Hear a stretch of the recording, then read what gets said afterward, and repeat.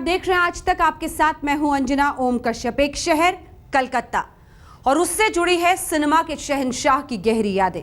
उस शहर की गलियों में जब साइकिल चलाते हुए दिखे अमिताभ तो उनसे जुड़ी यादें बरबस ही ताजी हो गई। वो शहर जो उनके 5 साल के संघर्ष का गवाह रहा, वो आज भी 72 साल के अमिताभ पर फिदा है। तो चलिए अमिताभ की साइकिल और शूटिंग के बहाने हम आपको लिए चलते हैं यादों की कोलकाता गली में।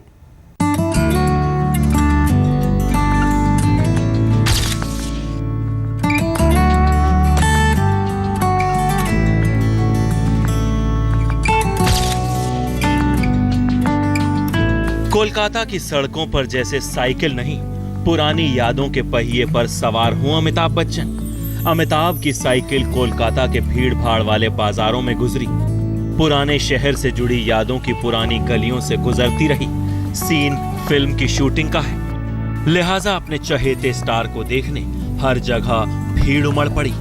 ये देखकर कोई भी खुद पर गुमान कर सकता है कि इस उम्र में भी लोगों की दीवानगी किसी नौजवान सितारे से ज्यादा है। इस खुशरंग एहसास में डूबे अमिताभ मस्त अंदाज में साइकिल चलाते दिखे उस शहर में जहां उनके 5 साल एक अजनबी की तरह गुजरे। कलकत्ता में उन 7 सालों के अजनबीपन और उससे जुड़ी अमिताभ की यादों की झलकियां हम आपको दिखाएंगे। फिल्मों का रुख करने से पहले अमिताभ जिस कंपनी में नौकरी करते थे वहां भी ले जाएंगे। उन दोस्तों से मिलवाएंगे जो अमिताभ को तब से जानते हैं जब उन्हें कोई नहीं जानता था। दोस्तों के साथ रॉयटर्स बिल्डिंग के चक्कर और घुड़सवारी से लेकर नाटकों में हिस्सा लेने के किस्से बताएंगे। लेकिन आज तो आलम है दीवानगी का, तो सबसे पहले जिक्र उसका। ये देखिए, साइकिल पर सवार अमिताभ भले ही यादों की उन पुरानी गलियों में गुम हो, मगर साइकिल जहां जहां से गुजरी उन्हें देखने वालों का तांता लग गया।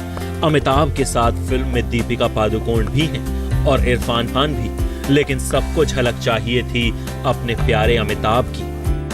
ये देखिए हावड़ा ब्रिज का हाल, यहाँ तो अमिताभ का दीदार करने आए दीवानों के चक्कर में जाम भी लग गया। हावड़ा ब्रिज पर बिग बी ने कुछ मिनटों के लिए साइकिल क्या चलाई, मानो घंटों के लिए जाम लग गया।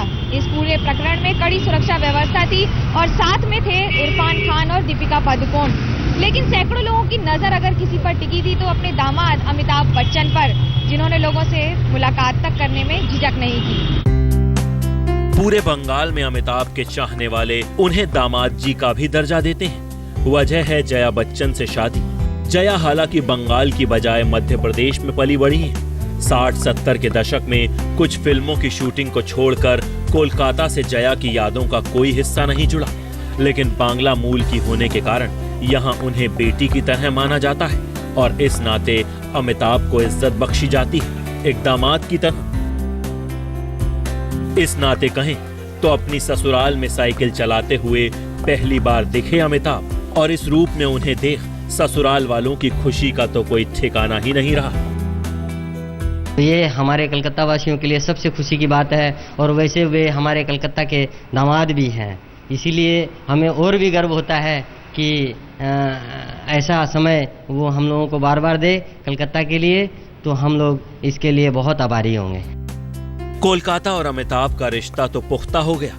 अब चलिए उन पुरानी गलियों में जहां अमिताभ की साइकिल उन्हें बरबस ही ले गई। साइकिल का घूमता पहिया 50 साल पुरानी स्मृतियों के किस मुकाम पर ठहरेगा? कोलकाता से मनोज्ञा लोईवाल के साथ आज तक ब्यूरो। अमिताभ सुजीत सरकार की फिल्म पीकू की शूटिंग के लिए कोलकाता में हैं।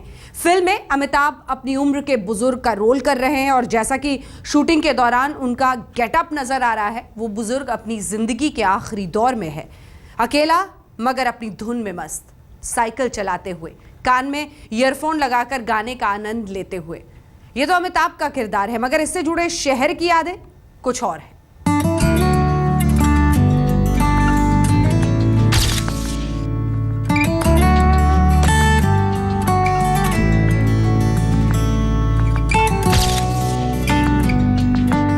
बच्चन और कोलकाता को जोड़ने वाली कई कड़ियों में से एक है ये नेताजी इंडोर स्टेडियम। जी हाँ, ये वही स्टेडियम है जहाँ याराना का वो गाना फिल्माया गया था जिसने तालियों की गड़गड़ाहट से सिर्फ न स्टेडियम को गुंजा दिया था बल्कि थिएटर को भी। लेकिन शायद तब किसी को ये नहीं पता था कि आने वाले दिनों में बंगाल में ये गाना गाकर वो बंगाल के ही दामाद बन जाएंगे। दामाद के रूप में अमिताभ को लेकर बंगाली समाज का गुमान आज भी वही है। संघर्ष के दिनों में अमिताभ इस शहर में आए, दोस्तों की बदौलत दिल का रिश्ता जुड़ा और आखिर में जीवन संगिनी भी इसी बंगाली मूल की चुनी। शहर में अमिताभ चाहे अकेले गए या पत्नी जया बच्चन के साथ, इज्जत उन्हें इसी रूप में बख्शी गई। उस दौरान अमिताभ जब भी कोलकाता आते तो जया अक्सर उनके साथ होती। 1971 में फिल्म आनंद के मशहूर बाबू मोशाय के रोल से लेकर 1973 में जंजीर के प्रीमियर तक अमिताभ शायद ही कोई मौका छोड़ते थे कोलकाता आने का। कोलकाता से अमिताभ का जुड़ाव और उनकी लोकप्रियता की वजह से ही जंजीर का एक प्रीमियर कोलकाता में भी रखा गया था। तब अमिताभ और जया की शादी नहीं हुई थी, दोनों सिर्फ एक को स्टार के तौर पर कोलकाता आए थे।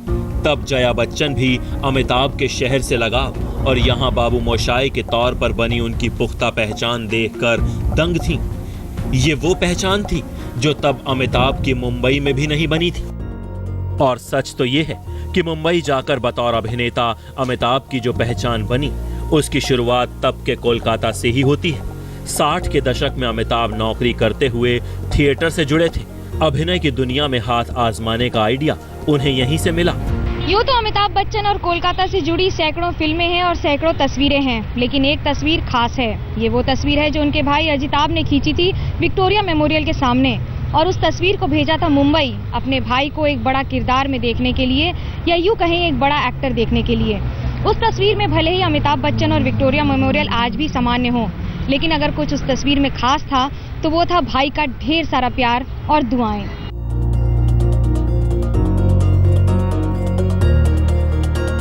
तो जरा सोचिए, उसी विक्टोरिया मेमोरियल के इलाके में घूमती हुई साइकिल का पहिया अमिताभ को कितनी पुरानी यादों में ले गया होगा। ये साल 1967-68 का रहा होगा जब अमिताभ के मन में फिल्म एक्टर बनने का सपना जगा। विक्टोरिया मेमोरियल के आगे खींची वो तस्वीर अमिताभ ने माधुरी टैलेंट कॉन्टेस्ट में भेजी। कोलकाता में रहते हुए ही उन्हें मनोज कुमार की फिल्म यादगार में एक छोटी सी भूमिका करने का ऑफर भी मिला, लेकिन अमिताभ के मन में सपना इससे बड़ी भूमिका का था। इसके लिए उस जमाने में 1600 रुपए की नौकरी छोड़ने का फैसला कर लिया। So only when he finished his term in Calcutta, one day he came up to me and said that I'm leaving Calcutta and going away. So I said, why? He said, no, I think I'll try somewhere else. I said, have you got a job? I said, going back to Delhi. I said, have you got a job? So he said, no, not really. I said, Amit, you should have first, taken up a job somewhere and then left. He said, no, it's all right, I'll try my luck. So that was when he left. Actor बनने का सपना पूरा करने के लिए अमिताभ कलकत्ता छोड़ आए, लेकिन मुंबई आकर सितारा चमका विक्टोरिया मेमोरियल के आगे खींची उसी तस्वीर से। यही तस्वीर देखकर ख्वाजा अहमद अब्बास ने उन्हें 7 हिंदुस्तानी के लिए चुना और बतौर एक्टर अमिताभ को पहली पहचान मिली। कोलकाता से मनोज्ञा लोईवाल के साथ आज तक ब्यूरो। कोलकाता से तमाम यादें जुड़ी हैं अमिताभ बच्चन की। जितने दिन तक इस शहर में अजनबी की तरह वो रहे, उतने और किसी शहर में नहीं। दिल्ली में हरिवंश राय बच्चन के बड़े बेटे के तौर पर जाने जाते थे, गांधी नेहरू परिवार के करीबी माने जाते थे, लेकिन कोलकाता में इसका कहीं जिक्र तक नहीं था। आखिर अमिताभ को ये गुमनामी क्यों पसंद थी, जबकि उस दौर में भी उनके दीवाने दोस्त कम नहीं थे।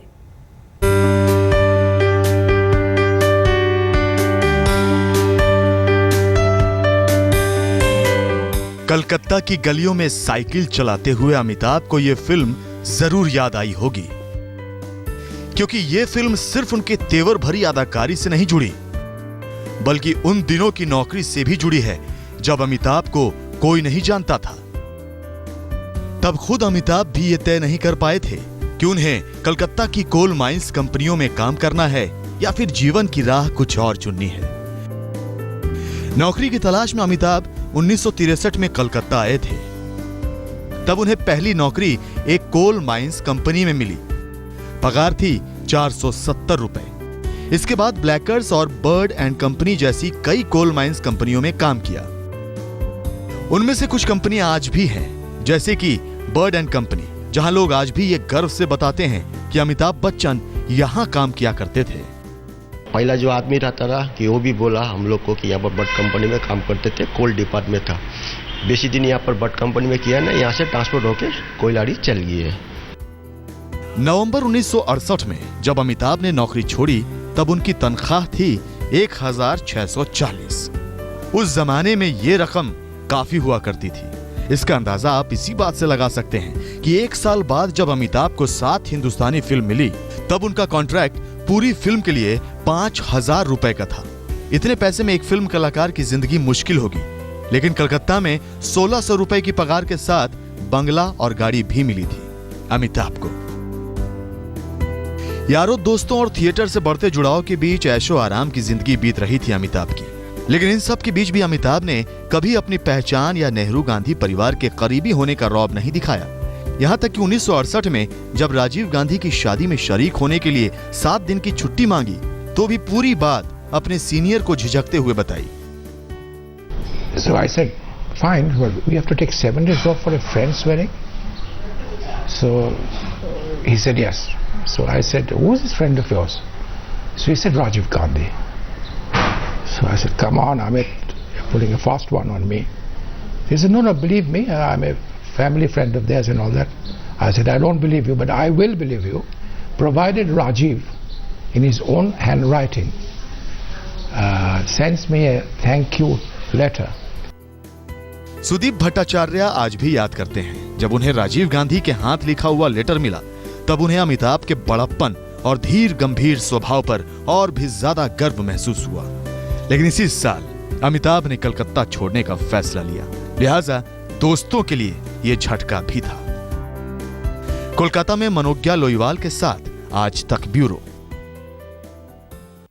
अमिताभ आज सिनेमा के महानायक हैं, लेकिन संघर्ष के दिनों में दोस्तों के बीच उनकी लोकप्रियता कम नहीं थी। तब इसकी वजह अलग थी। अमिताभ का बिल्कुल अलग बिंदास अंदाज था।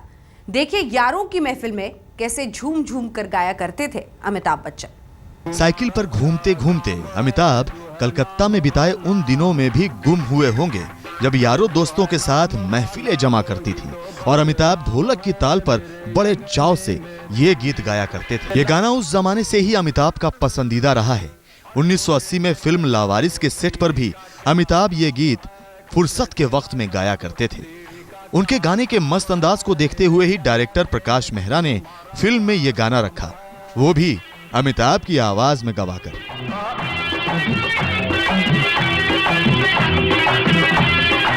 यह अमिताभ की उस आवाज का जादू था जिसे कभी ऑल इंडिया रेडियो ने यह कहते हुए रिजेक्ट कर दिया था कि तुम्हारी आवाज बेहद कमजोर है।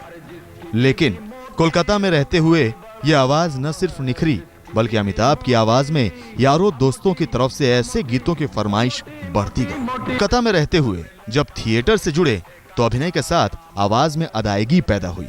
वो आवाज सिनेमा की पूरी दुनिया में आज एक मिसाल है। उसी मिसाल की बदौलत अमिताभ आज भी न सिर्फ खड़े हैं बल्कि अभिनय की दुनिया में सक्रिय भी। कोलकाता में मनोज्ञा लोईवाल के साथ आज तक ब्यूरो।